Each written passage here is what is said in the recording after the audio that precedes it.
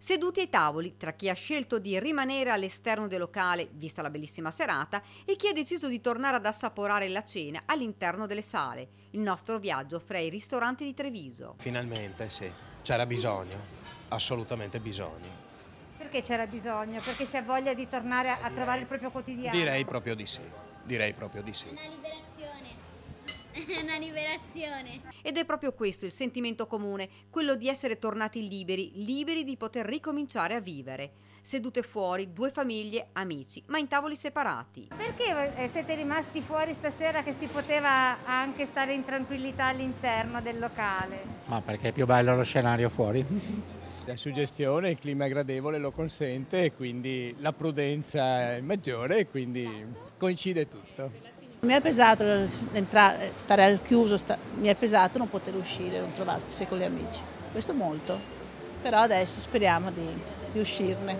Il fashion di Treviso di sera non te la toglie nessuno, perché rinunciare, stare dentro, dopo magari tutto il giorno studiare a scuola, hai bisogno un attimo di vedere anche un bellissimo paesaggio emozionante e suggestivo come Treviso con il mulino. Nonostante il coprifuoco, i cittadini non hanno voluto perdersi questa prima serata al ristorante, soddisfatti i ristoratori. Noi siamo entusiasti, felici, la gente risponde in maniera positiva, sono tante le persone presenti, tante che hanno chiamato per chiedere un pochino di delucidazioni su prenotazioni, posti e resto, però la gente che torna a rivivere la città, a rivivere i ristoranti, a rivivere i locali, per noi è gioia. Tutti hanno rispettato le limitazioni e le misure che continuano ad esserci. Fortunatamente la gente in questo periodo si è un po' abituata a delle limitazioni, vedo sempre di più comunque una coscienza su quello che può essere la gestione di quello che sono le vicinanze, il rispetto degli spazi degli altri.